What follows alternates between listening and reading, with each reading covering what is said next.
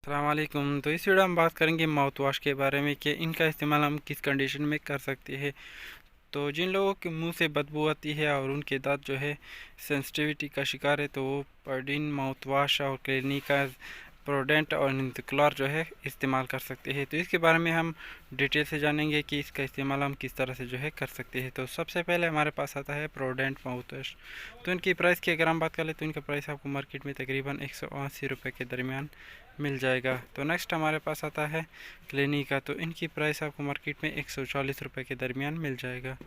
तो नेक्स्ट हमारे पास आता है पायोडीन। तो ये आपको 50 रुपये के दरमियान एक बॉक्स जो है मिल जाएगा। तो नेक्स्ट हमारे पास आता है इंसिक्लो।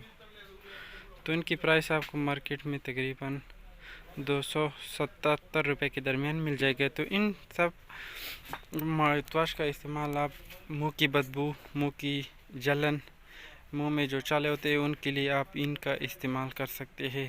तो इनका इस्तेमाल आप 2 टाइम पानी के साथ या वैसे जो है कर सकते हैं।